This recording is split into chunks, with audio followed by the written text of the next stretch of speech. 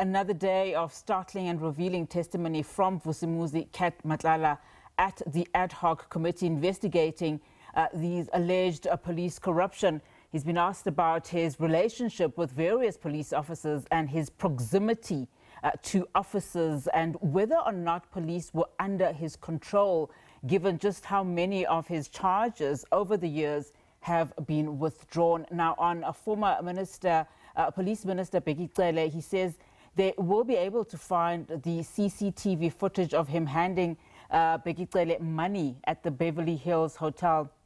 You will recall, of course, that this is something that he's spoken on even yesterday extensively, and how he, Bheki Cele, also stayed at that's Matlala's penthouse, more than 3 to 4 times. We'll now get analysis from Dale McKinley, political analyst. Dr. McKinley, a very good afternoon to you.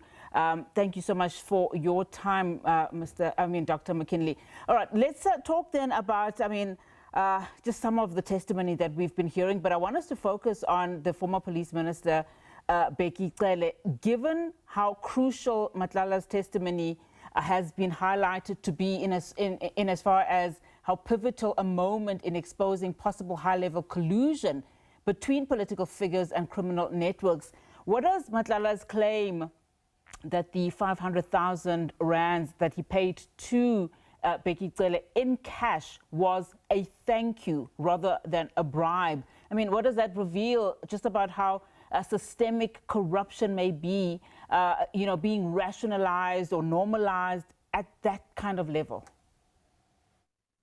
Yes, good afternoon, Nati, and to the viewers as well. But I think what it shows, at least the alleged, handover of this R500,000 in cash and as a thank you, that would indicate, at least allegedly, that the relationship between ex-Minister Cele and this criminal network was very close. Not simply just a one-off thing, but there was a relationship that had been there for quite some time. And there might be other aspects of this relationship that we have not yet heard about. But what it says even further beyond the individual of the ex-minister is that, and I think the testimony just indicates, that some of these allegations that initially have been made by Lieutenant General Vusimuzi are beginning to put a little bit of meat on the bone in relation to some of these relationships that exist between whether it's Matlala or other criminals and ranking officials all the way from a metro to the national minister within the police services. And that is very, very concerning. It's not necessarily, I don't think, will surprise a lot of South Africans that this is the case, but to have the evidence presented and to hear the stories is quite shocking. Kinley, your sound is not the greatest, but let's see if we can proceed, because I think this is some crucial testimony that we are hearing. What does this mean? If Matlala's testimony does hold up, some of the testimony that we are hearing of, him giving, the former minister 500,000 rands in these two-part payments in Woolies bag, in public spaces, the one, of course, in his penthouse. If Matlala's testimony does hold up, how might this then impact, just the political standing and the legacy of these high-ranking officials that have so far been named? He's also spoken, of course, about close relationships that he's had with very senior police officers too.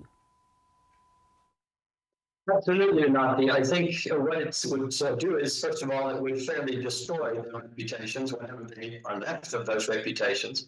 But more than that, it would put a serious stain on the reputation of SABC as a whole, as an institution. That's not just about individuals. It will be about the institution of our police services and how deep this corrupt relationships and how deep the compromising of investigations, of crime intelligence, of whatever the other units that have been involved have been. And I think, again, that many of us suspected that this has been the case for quite some time.